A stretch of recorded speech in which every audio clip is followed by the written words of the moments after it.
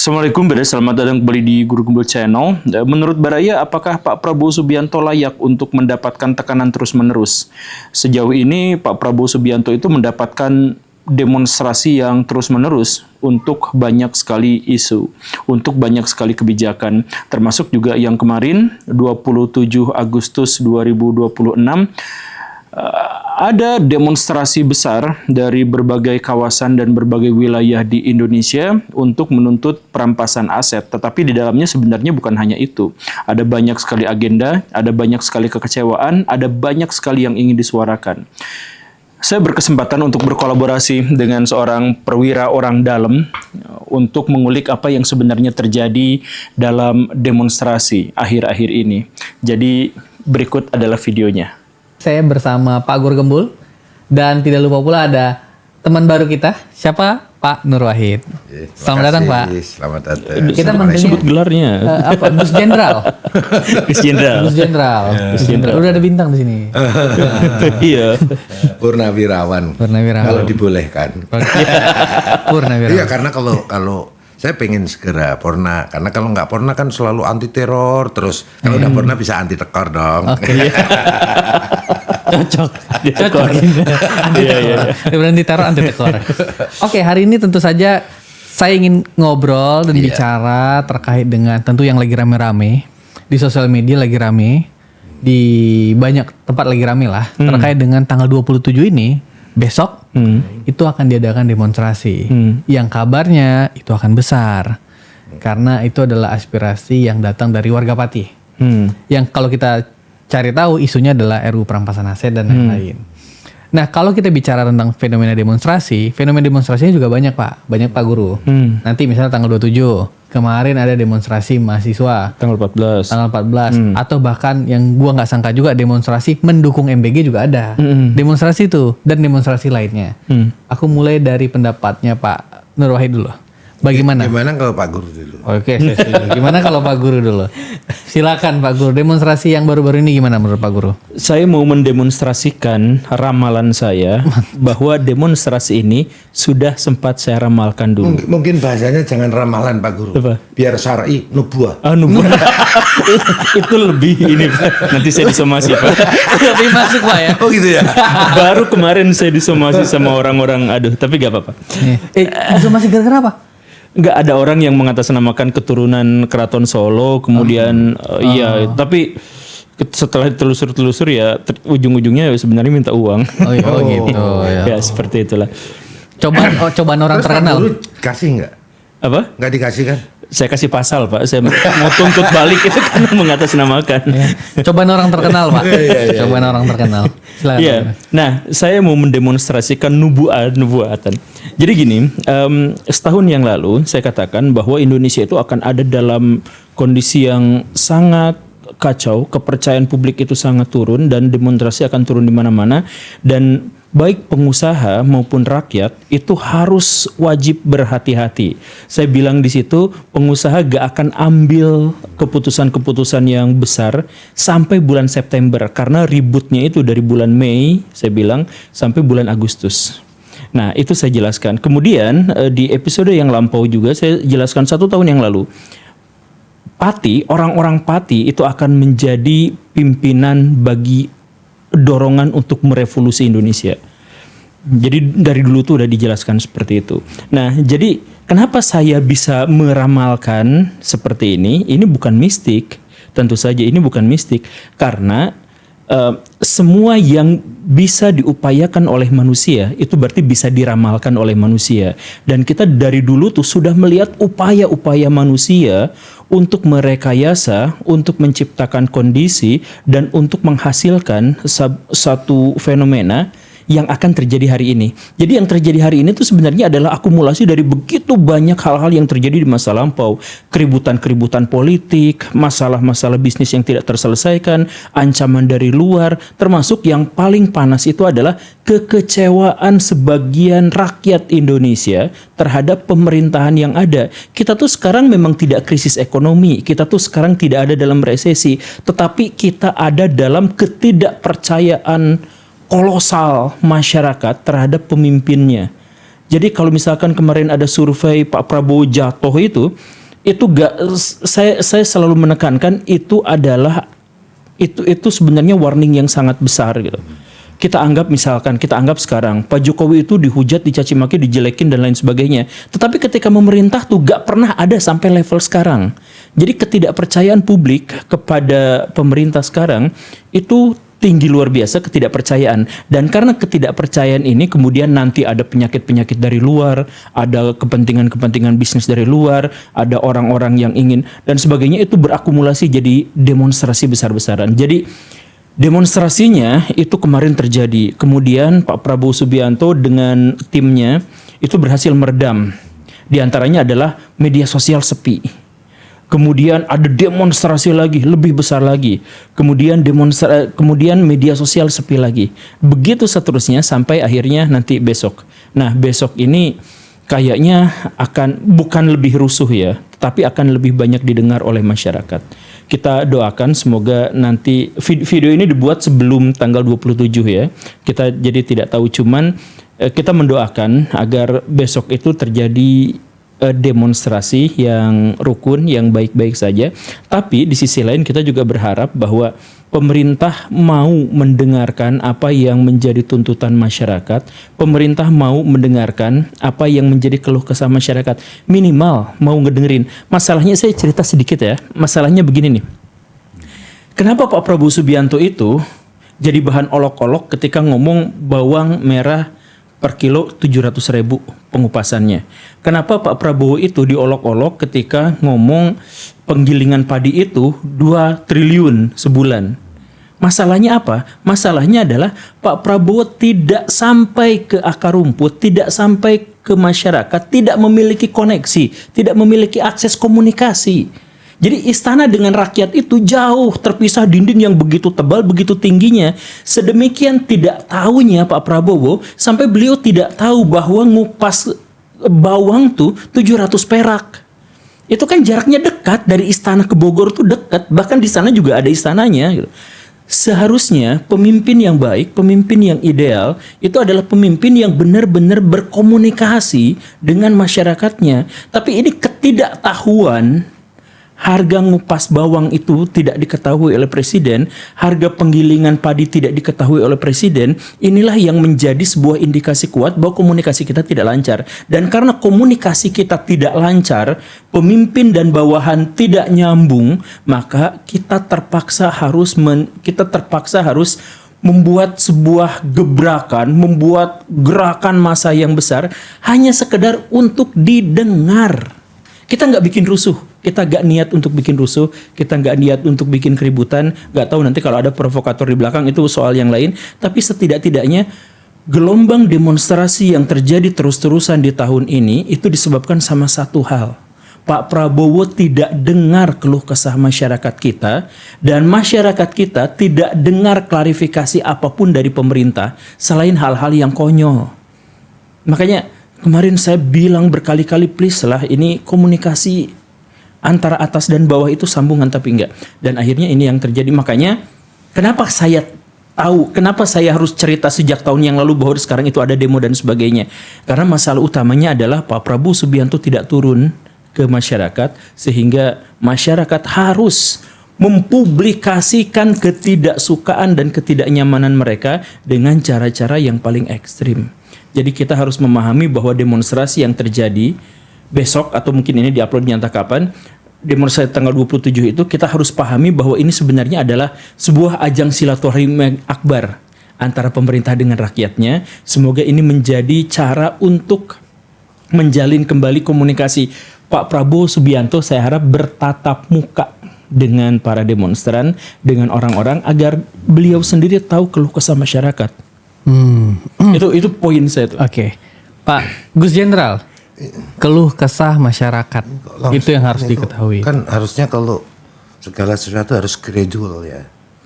Dari gigi 1, gigi 2, gigi 3. Ini langsung ngegas gigi 4. Saya juga nggak nyangka. Aku kebagian apa? Aku nggak nyangka dia langsung gigi 4, Pak Gus Jenderal. Langsung gigi 4. Harusnya kan gigi 1 dulu ini. Ini ciri khas. tapi begini ya, saya menggarisbawahi apa yang disampaikan Pak Guru ya. ini kan demokrasi ya. Salah satu pilar utama demokrasi itu adalah partisipatoris, melibatkan partisipasi masyarakat. Nah, salah satu contohnya tuntutan masyarakat ya, demo dan lain sebagainya. Nah, untuk AMPB nih ya, Aliansi Masyarakat Pati Bersatu, dia yang menginspirasi untuk melakukan demo tuntutan terhadap undang-undang perampasan aset, ya kan? Dan itu saya pikir tugasnya DPR deh sekarang. Karena pemerintah kan sudah mulai dari dulu, dari kalau nggak salah zaman SBY sudah diajukan itu kan. Kemudian zaman Pak Jokowi udah didorong terus kan. Dan Pak Prabowo ada statement juga untuk mendukung itu kan. Nah sekarang kan bolanya ada di DPR. Ada di DPR, ya kan, bukan pemerintah lagi. Itu satu. Kemudian saya sedikit banyak tahu tentang masyarakat padi ya. Kebetulan saya pernah jadi kabak serse Polwil Padi. Saat itu ada Polwil kan di polisi itu. Yaitu terdiri dari Padi, Rembang, Blora, Jepara, Kudus. Nah, karakteristik masyarakat di sana itu sama seperti kebanyakan masyarakat Jawa atau Nusantara lah ya. Ngalah, ngalih, ngamuk. Jadi artinya apa? Masyarakat kita ini kalau disakiti, dizolimi, diperlakukan tidak adil itu masih ngalah. Dia masih diam. Masih diam, ngalah, masih digitukan lagi, nggak ada perubahan. Ngalih dia, pergilah, mikir yang lain aja deh, cari duit kayak atau apalah kan gitu. Kemudian sudah ngalah, sudah ngalih, masih disakiti, masih dizolimi, masih nggak ada perubahan. Baru ngamuk. Nah mungkin ya, ini sudah fasenya fase ngamuk, udah terakumulasi, tadi disampaikan oleh Pak Guru, udah terakumulasi. Tetapi ngamuknya insya Allah masyarakat Padi ngamuk secara proporsional, secara konstitusional. Yakinlah, ya saya yakin insya Allah tidak akan terjadi kerusuhan yang dilakukan oleh masyarakat, terutama AMPB. Tapi AMPB itu kan hanya menginspirasi. Itu kan ada juga aliansi masyarakat mana-mana itu gabung. Itu kan udah saling terkoneksi. Kemudian tanggal 27 besok pelaksanaan demonya. Dan itu dibolehkan oleh undang-undang. Harapan kita aman, damai, tertib. Dan saya yakin kalau masyarakat pendemo besok itu konsisten terhadap ketertiban, ya kan? Kemudian damai, itu akan didukung oleh mayoritas masyarakat. Karena saya yakin mayoritas masyarakat Indonesia ini sangat mendukung apa menjadi tuntutan itu. Betul lah kira-kira? Betul. Nah, kemudian yang ketiga,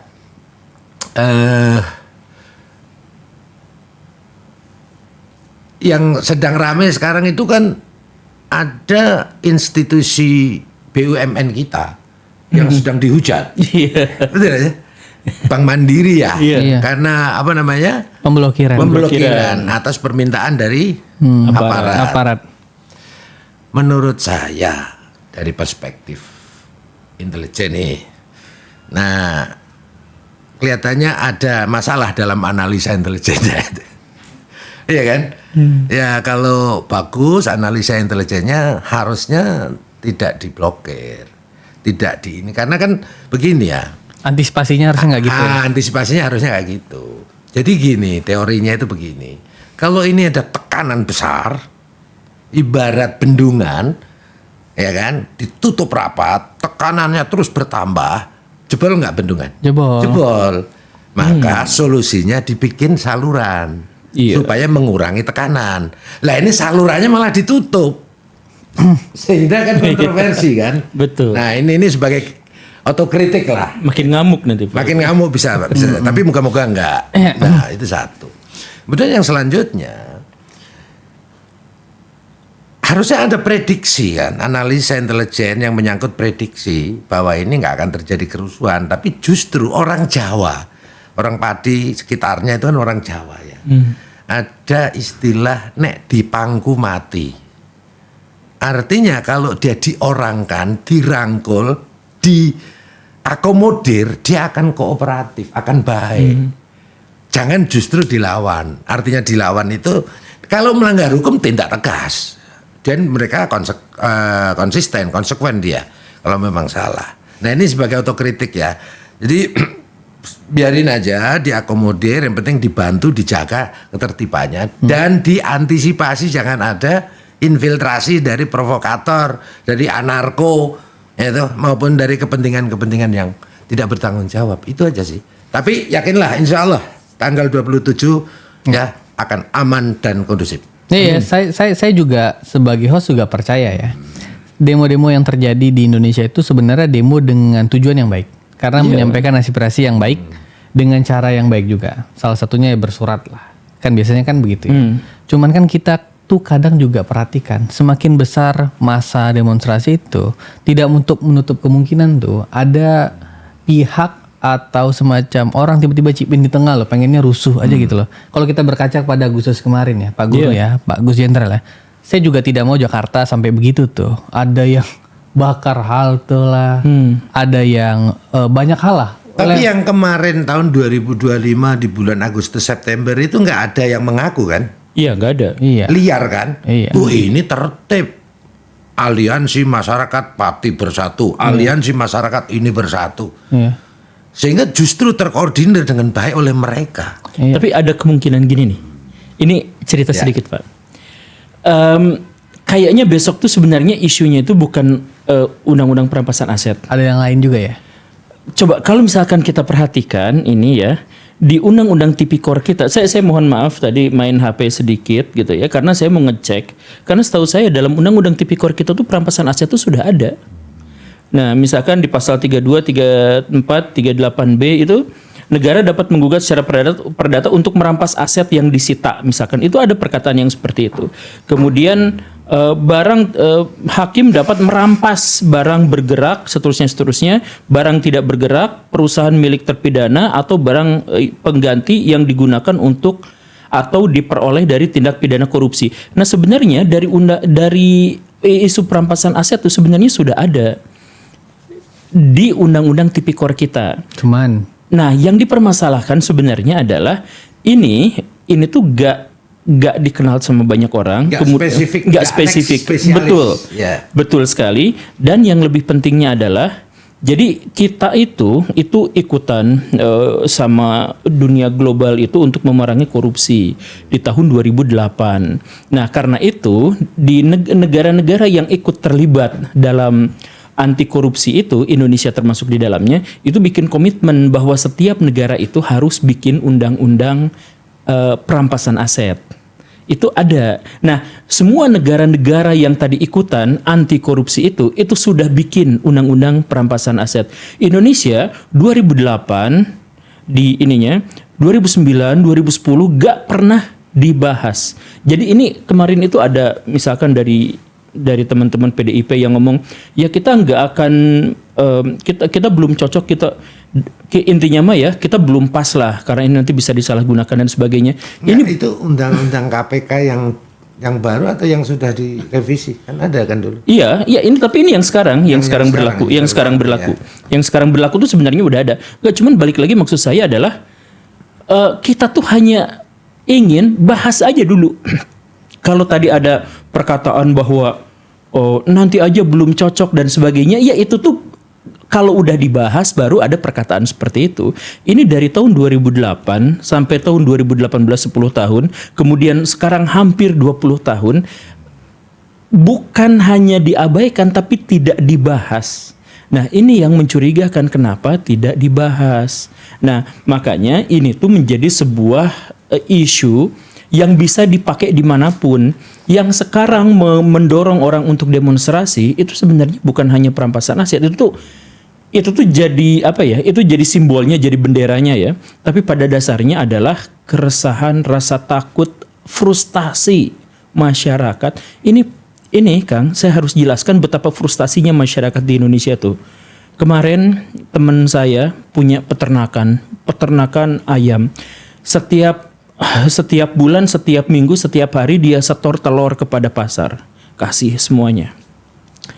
Tapi kemarin-kemarin itu nggak diterima sama pasar. Kita terimanya hanya 500 perak aja lah satunya. Lah, Kok 500? Biasanya 1.500 tapi kemudian sekarang jadi 500. Kenapa? Oh ternyata karena bapak-bapak polisi sejak ada MBG itu bikin juga peternakan-peternakan besar-besaran. Tentara juga bikin peternakan besar-besaran. Dan pasar menyerap dari mereka semua. Jadi peternak yang sebelumnya itu nangis, itu telur-telur dilemparin ke jalan semuanya.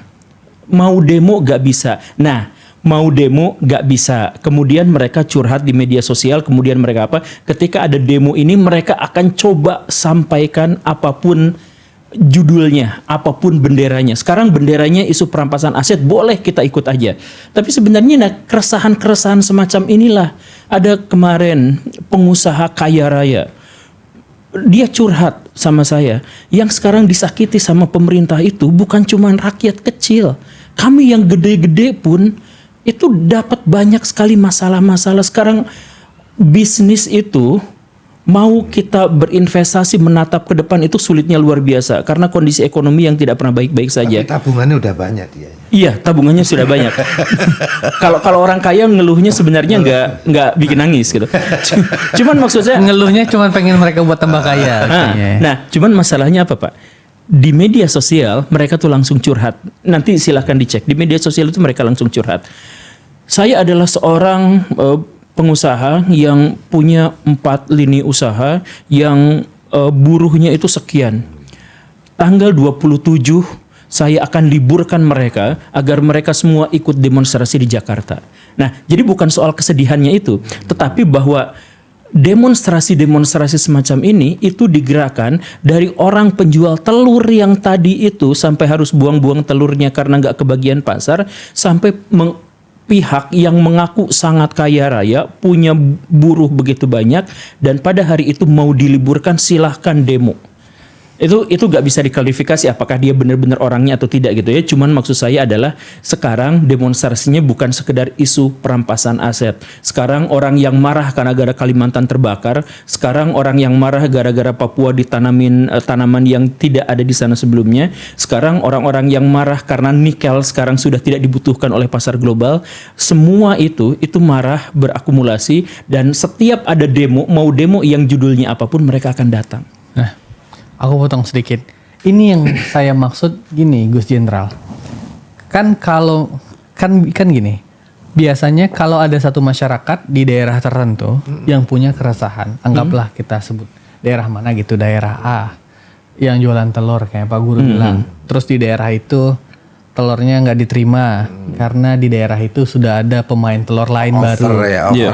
Over ini ya. Iya, terus kemudian terjadi kemarahan. Nah, kan harusnya secara sistem ketatanegaraan, karena saya hukum kenegaraan gitu ya, kan itu mestinya diwakili oleh perwakilan legislatif yang ada di situ. Iya. Betul ya? Kemarahan itu kan sebenarnya kemarahan yang echo chamber ada Termasuk Pemda kan. Pemda, betul. Itu kan sesuatu yang harusnya selesai di situ. Atau kalaupun dibawa ke nasional ada yang mewakilinya. Siapa? Anggota DPR RI yang dipilih oleh masyarakat di situ dengan suara mayoritas yang terpilih untuk ada di Senayan. Sehingga kemarahan masyarakat itu bukan masyarakat yang datang ke depan Senayan, tapi orang Senayan itu yang mewakili dapil atau masyarakat mereka yang marah kepada eksekutif. Disitulah lahir sistem check and balance. Kan harusnya begitu. Harusnya. Untuk apa punya legislatif kalau masalah di daerah tidak disuarakan di sana? Sehingga tidak perlu orang berbondong-bondong datang ke Jakarta. Kalau mau datang ya silahkan juga, nggak ada masalah. Tapi harusnya yang mewakili mereka pertama kali, misal di Pati gitu ya. Anggota DPR RI, Pati mana nih, kok nggak ngomong? Mestinya dia yang ngomong ke eksekutif. Bahwa ada masalah di Pati itu, ini masalahnya. Kan mestinya begitu Pak sistemnya. Begitu Pak Guru sistemnya. Harusnya. Tapi kan itu terjadi, dan itu biasanya saya tonton di era kepresidenan sebelumnya. Yaitu Pak Jokowi. Yang dimana DPR-nya waktu itu ribut sekali lah, maksudnya tuh bersuara. Ada berantem, ada Bang Fahri, ada Bang Fadli, ada Masinton tuh tontonan publik. Sehingga mereka bersuara atas dapilnya masing-masing, atas suara di daerahnya masing-masing. Dan mereka suarakan itu di sana. Dulu kan yang paling keras itu statement gini nih. Presiden itu kalau punya agenda atau punya program, jangan diskusi di istana. Diskusinya di Senayan sini sama kita anggota DPR. Kenapa? Karena kita juga mewakili dapil kita. Sehingga diskusinya bisa bisa bagus gitu, bisa lebih banyak gitu. Karena ada daerah yang diwakili atau Saya masyarakat yang mewakili diwakili. desil saya. Ya gitu. Di dapil Pak Guru rumah tinggal siapa DPR? Coba hubungi dulu. Saya desil 10. Oh, desil. Kalau misalnya Pak Guru punya keresahan, dia telepon anggota DPR di dapil dia, tolong sampein dong di Senayan ini. Iya, Pas iya. RDP tolong dong, pas RDP siapa kementerian kan bisa-bisa gitu ya. Tapi hari ini nampaknya mungkin saya salah juga. DPR-nya lebih kompak sekarang. Iya. Kompak, lebih kalem sehingga kalau di suara demokrasi itu alirannya pindah. Yang harusnya ada di Senayan, aliran itu mengalir kepada society, kepada masyarakat langsung. Iya. Ya kan, sehingga tugas untuk menyampaikan itu ada di di masyarakat. Kan biasanya kita selalu nonton RDP itu DPR tuh marah ke menteri. Dan saya jujur saya nggak suka lihat RDP kalau DPR-nya baik-baikin menteri. Oh, saya nggak suka banget. Pasti ada persoalan yang harusnya dibicarakan. Begitu loh, Gus Jenderal yang saya amati ya sebagai anak hukum kenegaraan. Gus Jenderal gimana melihat itu secara mungkin holistik? Kan Gus Jenderal juga berpengalaman nih dalam menghadapi society, masyarakat atau pejabat gitu. Gimana? Ya. Demokrasi kita ini harusnya demokrasi Pancasila, bukan demokrasi liberalisme, ya kan?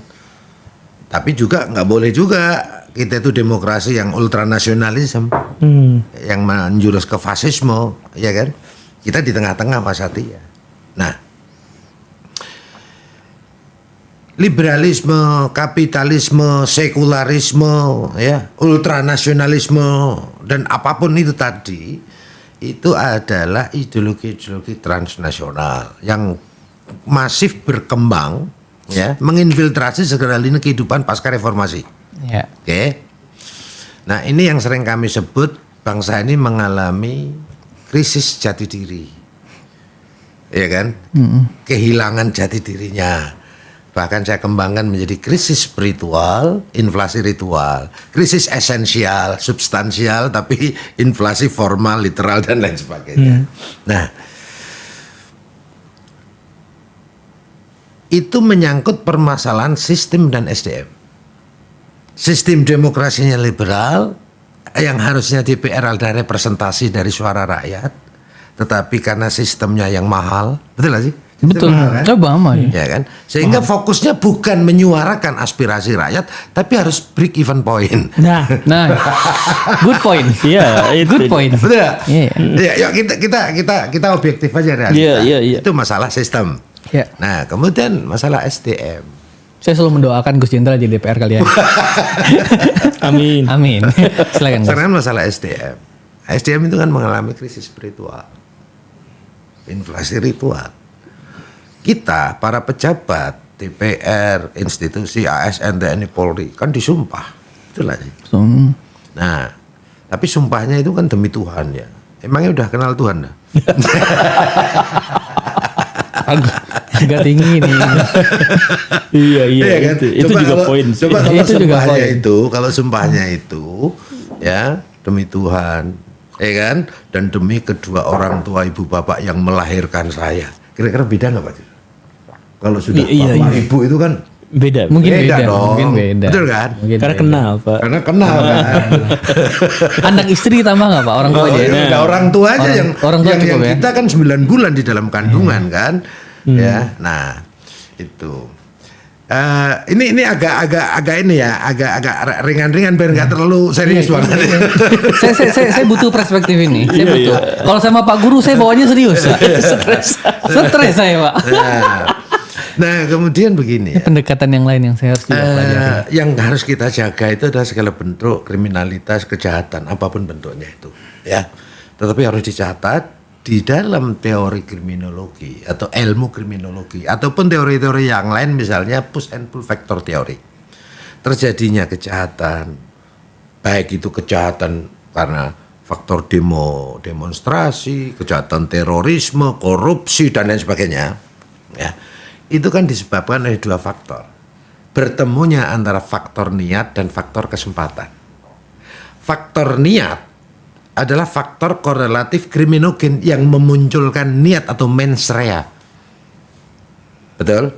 Nah, apa saja? Kemiskinan, ideologi, kebodohan, persepsi ketidakadilan, tidak adanya pemerataan. Kan begitu, atau kesenjangan sosial. Ketika mens rea atau niat tadi ketemu dengan kesempatan, penegakan hukum yang tidak tegas, tidak adil, undang-undang perampasan aset yang menjadi tuntutan nggak segera dirampungkan, kemudian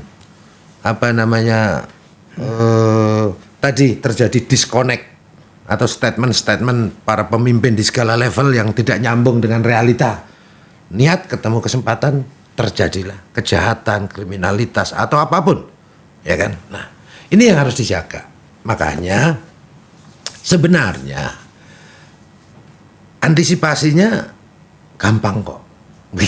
Gaya Gampang kok. Saya pengen dengar apa itu Pak? Apa itu? Ya, antisipasinya tinggal hilangkan aja segala faktor korelatif kriminogen yang memunculkan niat. Yaitu Penegakan hukumnya dilakukan dengan tegas dan adil, ya kan? Karena kan pilar-pilar dalam demokrasi itu kan yang paling utama itu kan law enforcement, supremasi hukum. Ini harus dilakukan dengan tegas tapi adil. Misalnya kayak kemarin ada korupsi apa itu kan, istri saya sampai bilang itu kok 74 kg emas itu sedikit. Saya lo punya 79 kg emas, Mas Nur Wahid kan. oh lebih dari 74. 79 ya. Berat badan. Berat badan. Berarti istrinya 80 kan lebih banyak. Mas Belmondo gitu ya. Nah, itu harus dilakukan. Kemudian program pemerintah dengan asta citanya itu sebenarnya sudah bagus. Termasuk untuk menghilangkan kan menghilangkan persepsi ketidakadilan tadi. Termasuk untuk menghilangkan kemiskinan dengan MBG itu kan niatannya bagus, tujuannya mulia kan gitu ya. Cuman implementasinya kan harus diawasi. Dan yang harus dikritisi adalah segala sesuatu itu harus butuh proses. Ya kan orang Tuhan yang bisa kun fayakun aja pakai proses ya kan sunatullahnya begitu lah. Kita kan pengen cepat. Tapi kalau hasilnya justru banyak dikorup dan lain sebagainya MBG kemarin kan jadi kontraproduktif. Nah ini yang menjadi evaluasi kita semuanya. Kita doakan aja ini bisa ini termasuk nanti Koperasi Merah Putih ini juga harus diawasi terus. Kemudian solusi yang lainnya adalah bagaimana ada kemandirian pangan, kedaulatan energi dan lain sebagainya. Dan Pak Prabowo ini kan mengembangkan atau mengimplementasikan Sumitronomik bapaknya. Sumitronomik itu adalah Prabowonomik kan sebagai elaborasinya atau implementasinya kan. Nah itu kan mensyaratkan 3. Pertama, untuk memajukan atau mensejarahkan suatu bangsa yang persyaratan paling utamanya adalah terjaminnya stabilitas politik. Yang kedua, pertumbuhan ekonomi yang tinggi. Dan yang ketiga, pemerataan atau keadilan. 3 ini syaratnya. Betul lah kira-kira? Iya. Ya kan Pak Guru ya? Yuk. Nah ini harus dijalankan secara sinergi, simultan, dan konsisten. Konsisten. Tidak bisa kalau masih ada kegaduhan dan lain sebagainya. Nah, moga-moga demo besok itu menjadi evaluasi kita bersama. Tetapi kita harapkan menjadi tidak menimbulkan implikasi negatif ya, tidak rusuh, tidak apa. Dan saya yakin masyarakat Padi khususnya dan masyarakat yang memang menuntut tadi disahkannya undang-undang perampasan aset tadi itu. Saya yakin 99 masyarakat normal mendukung. Iya, betul. Bahkan di DPR sana sebenarnya dalam hatinya kan banyak yang mendukung gitu loh. Iya kan? Yang nggak mendukung siapa Pak? Ya koruptor. Gak usah dipancing. Gak usah dipancing. Makanya gini Kang. Akang tadi kan misalkan mengajukan pertanyaan ya. Menurut pengetahuan Akang di bidang Akang tentang ketatanegaraan itu, bahwa seharusnya DPR itu adalah perwakilan rakyat, sehingga kalau rakyat punya keluh kesah itu seharusnya adalah suaranya lewat sampai di sana. Suaranya sampai ke DPR itu. Nah, saya ingin kan sekarang zamannya sayembara ya.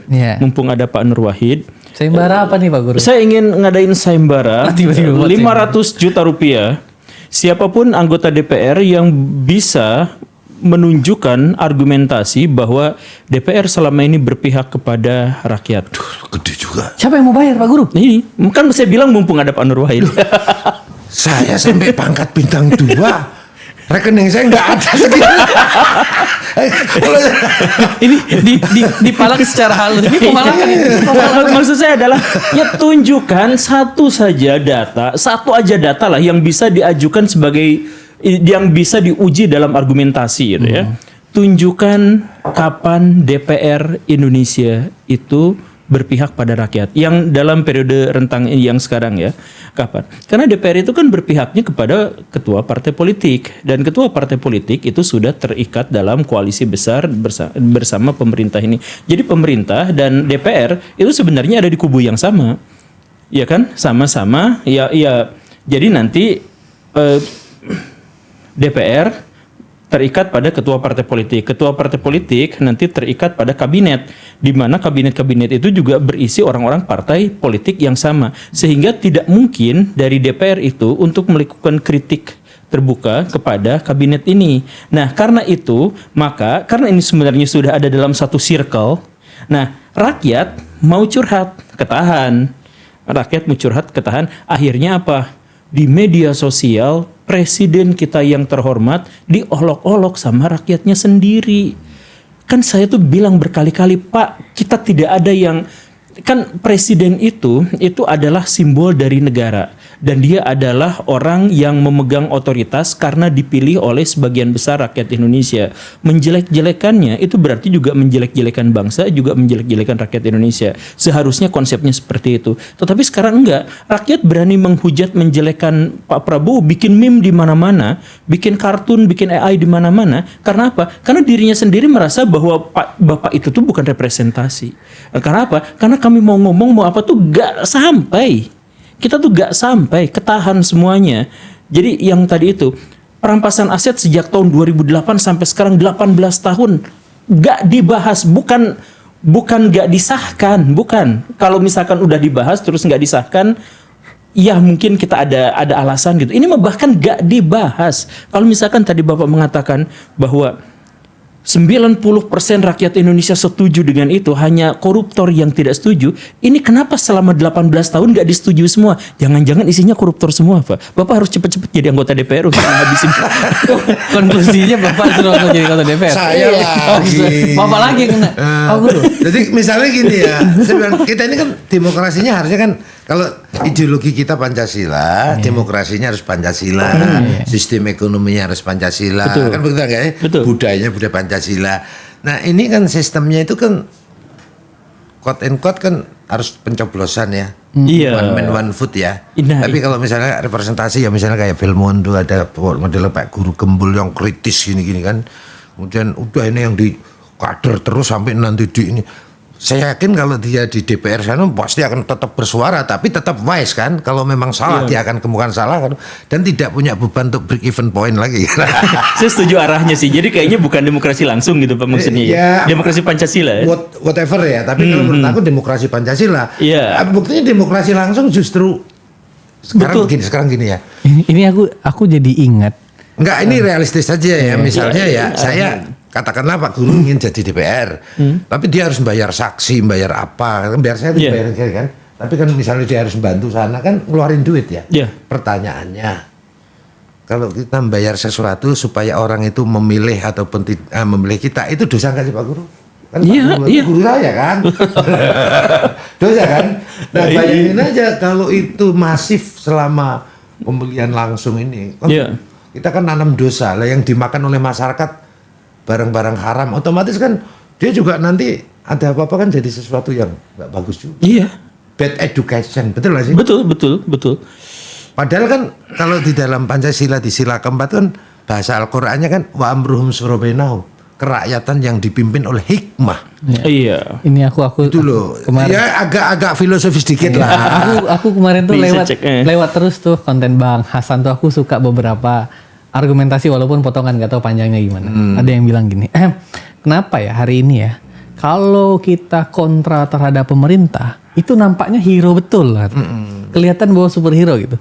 Tapi kalau kita punya argumentasi pro terhadap pemerintah, itu kayak kita jahat betul, kayak kita itu penjahat, hina gitu loh. Iya. Padahal itu kan resultantnya sama-sama nol karena hak Kalau orang. saya jalan tengah saya. Oh iya. Saya objektif. Ya. Objektif. Kan begini ya. Yang nggak boleh itu, saya sering ngomong di berbagai event ya. Setiap manusia wajib kritis. Sehingga manusia-manusia model Pak Guru ini itu harus banyak gitu loh untuk mengedukasi supaya manusia itu kritis. Berarti Gus Hendra setuju ya, orang kayak Guru Gemulo harus banyak ya? Harus banyak. Itulah statement Pak Gita juga. Gitu loh. Tetapi kritis di sini kritis yang konstruktif, edukatif, ya kan, kritis yang membangun. Nah, yang terjadi ini kan membangun kebencian, Iya. membangun social distrust, ketidakpercayaan masyarakat terhadap negara, pemerintahan yang sah, Iya. dengan disinformasi, dengan hoax, fitnah, adu domba. Ini yang merusak gitu loh. Betul nggak Pak Guru? Betul. Ya. Iya. Kalau Pak Guru ini kan liberal, tapi nggak liberalisme, dan dia gentle. Kira-kira disomasi gitu didatangi ayo kita. Nah itu loh, itu budaya kita kan seperti itu harus. Ini ngutip yang pernyataan Bapak tadi itu kan. Silakan, Bapak. Jadi ada break even point-nya. Untuk jadi anggota DPR RI itu minimal dia keluar uang tuh 80 miliar rupiah. 80 miliar? Ya, minimal. Gak usah jadi anggota DPR, Menurut buat laporan roti ICW. aja. Menurut laporan ICW itu 80 miliar. Kamu nyuruh aku jadi anggota dewan. Nah, Loh, saya rekeningnya aja nggak ada yang tadi yang dia mau apa namanya? Fundraising ke masyarakat. Dibuka. ini dulu donasi. juga pernah jadi anggota DPR kalah, Pak. Oh, gitu. Menyalonin diri kalah, Pak. Karena nggak punya 80 miliar. Oh. Ya itu, nah itu ICW itu mengeluarkan sebuah laporan itu. Jadi maksud saya adalah, nah sekarang di DPR itu ada 60 sampai 58 sampai 65% anggota DPR itu adalah pengusaha. Nah, karena pengusaha, ia pasti pola pikirnya juga adalah pengusaha. Kalau minimal 80 miliar rupiah untuk bisa jadi anggota DPR, maka dia harus mendapatkan break even point yang tadi itu harus sesegera mungkin. Gimana kalau misalnya dia orang baik aja pengen ngabisin uang 80 Ya miliar? udah selesai dengan dirinya. Ya, Iya. bisa. Saya juga ngobrol dengan sejumlah orang DPR juga, dan ada yang ngomong memang ada yang bisa seperti itu gitu. Bahkan ada yang tidak usah mengeluarkan uang. Ini kan rata-rata ya. Oh, rata-rata. Tapi saya yakin banyak kok yang baik ya. Banyak, Pak, banyak yang baik. Nah, tapi yang baik ini masuk ke dalam sebuah sistem yang memaksa mereka untuk susah sekali untuk mengeluarkan pernyataan, untuk berdampak signifikan di sana, itu susah.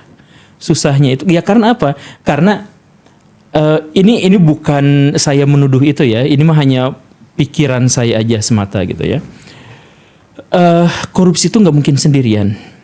Betul ya, korupsi itu nggak mungkin sendirian. Pasti banyak dan pasti melibatkan banyak orang. Kolektif kolegial ya. Iya, Korupsi kolektif. Nah, konon ini menurut Bapak DPR juga yang saya rahasiakan namanya. Nah, jadi kalau misalkan ada proyek-proyek yang jahat, ada lahan-lahan korupsi, itu uang korupsinya itu secara sengaja tuh disebar-sebarkan ke semua dengan atau tanpa disadari oleh banyak pihak. Jadi nanti kalau ada satu yang membocorkan, kamu semua tuh kena gitu. Nah, gini nih, kayak korupsi kemarin ada korupsi tambang misalkan ya. Kan korupsi tambang itu artinya apa? Eskavator tuh lewat setiap hari ke depan. Tapi hasilnya itu jadi masjid, jadi gereja, jadi ini juga. Nah iya jadi itu jalan gitu betul, betul. Dan itu tuh nanti tuh ada perlindungannya, ada japremnya segala macam ya. ada kafe yang nggak laku tapi tetap makin banyak, makin besar ininya gitu. Kafe tempat pencucian uang gitu. Ada katanya buat pinjol, ada apa dan sebagainya. Nah, Cuman kok nggak pernah ada yang nawari saya gitu loh Pak Guru ya. saya tawarin Pak. Pak Guru pemain. Enggak bisa? Enggak, saya kan ini. Aku enggak, maksudnya aku juga mau Pak. Enggak kan banyak.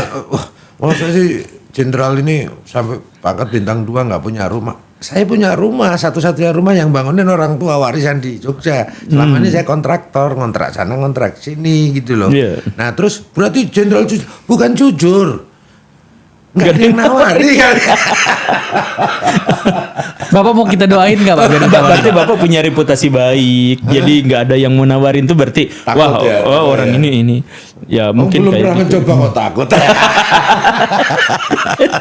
Ya kan ada yang bilang juga Pak, uang juga nggak selalu bawa kebahagiaan. Iya. Hidup di dunia ini juga nggak tentang uang doang kan. Iya betul. Kata siapa itu? Gak tahu gue lupa.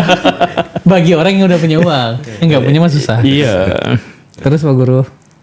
Iya, jadi maksud saya adalah kita tuh ada di sebuah sistem yang sering saya ilustrasikan. Ini adalah air bersih yang bisa diminum. Anggaplah itu adalah kadar orang-orang yang bersih dan sebagainya. Tapi dia masuk ke selokan yang hitam pekat. Jadi selokannya tidak jadi bersih. Yang terjadi adalah air inilah yang jadi kotor gitu.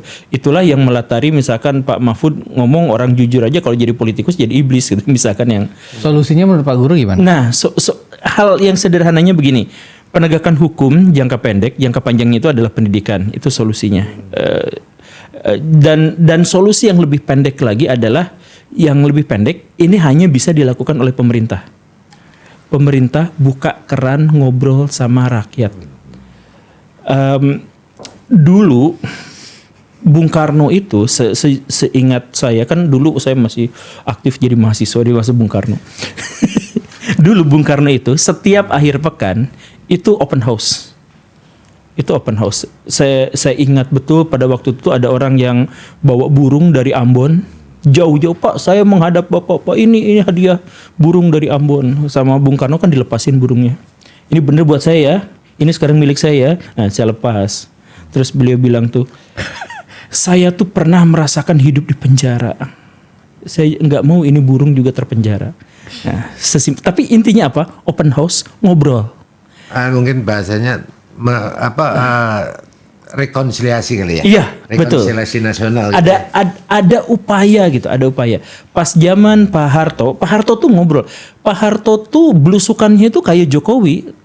Tapi ini datang langsung ke kampung-kampung, datang langsung. Ini mungkin banyak orang yang tidak tahu bahwa Pak Harto itu dekat sekali sama rakyat sebenarnya, khususnya petani. Dia datangin langsung, sampai-sampai menteri-menterinya itu takut kalau dia ngasih laporan yang salah. Karena Pak Harto sendiri itu datang ke lapangan untuk menunjukkan. Jadi pas Pak lapor ini gini, ditampar sama Pak Harto tuh. Saya ke situ kemarin kok. Kamu kenapa bikin laporan kayak gini? Itu Pak Harto. Nah, jadi Gus Dur dekat dengan rakyat karena punya ormas yang sangat besar juga dan merakyat pada waktu itu. Nah, jadi pada waktu itu demokrasi itu walaupun tidak melalui jalur partai karena partai pada waktu itu juga kan lebih terbatas gitu ya. Walaupun tidak lewat jalur partai, ada mekanisme gimana caranya agar rakyat dan pemerintah itu bisa tetap terkoneksi. Pas era Pak Jokowi juga sekarang ada kebakaran kan. Dulu Pak Jokowi itu datang ke lokasi kebakaran, semuanya udah bersih.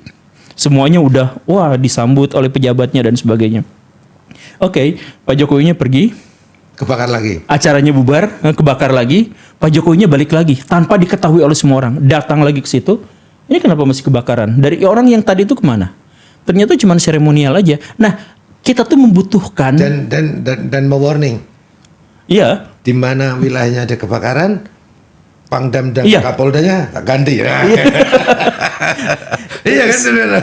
Saya gak ingat teksnya, tapi Pak Jokowi itu marah banget di situ tuh sampai pejabatnya di situ tuh ngomong, Pak maaf, udah kami nggak ada anggaran gitu. Nah, anggarannya kemana selama ini? Nah, itu sampai ditelusur sampai ke sana.